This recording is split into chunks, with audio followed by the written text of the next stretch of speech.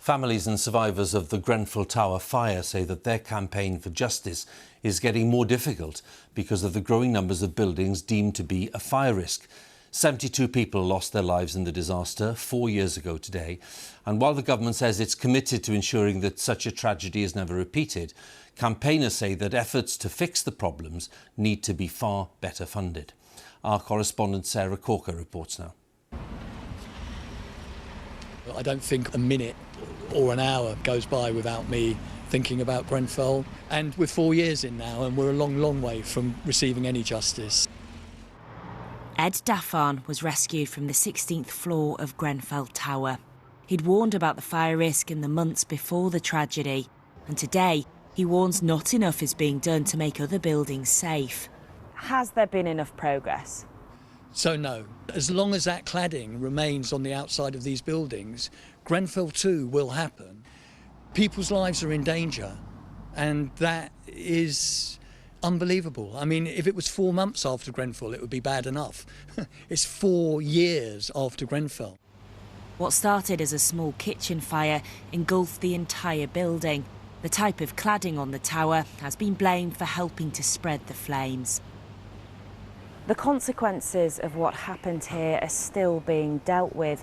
Checks on other tower blocks in the wake of this tragedy revealed many other faults, and the true scale of this building safety crisis is only now being fully realised.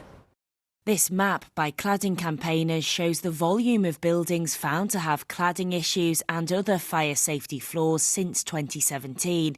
That includes New Providence Wharf in East London. Just last month, residents here escaped these smoke-filled corridors. It was absolutely terrifying, and what went through my mind was, you know what, if I don't make it out, I want people to see what's happening. You know, it was kind of like, okay, maybe this is it. Mariam was one of 35 people rescued and is now living in a hotel. Do you feel let down by the government, by the building owners?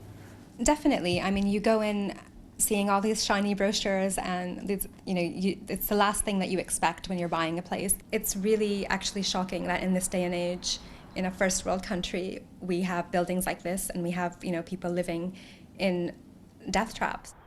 This block will get government funding to cover some of the defects, and since the fire, the developers have now agreed to pay for the remaining work.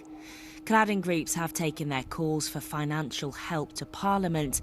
Ministers have allocated more than £5 billion to remove cladding, but say more building owners must do the right thing and not pass on costs to flat owners. We need a sense of urgency about this issue. The Bishop of Kensington wants legislation to force developers to act. People here in Grenfell needed to feel safe in their homes, and they weren't safe. And people around the country are facing all kinds of mental and financial stress as a result of the cladding crisis, and so we need to solve it urgently. In the meantime, some Grenfell survivors say the tower should stand as a monument. As a community, I don't think we're prepared just to have the tower taken down. And if I had my own way, I would rip the covering off the tower and expose it in its full, horrific brutality until we get some form of justice. That was Ed Daffan ending that report from Sarah Corker. Let's turn to the football.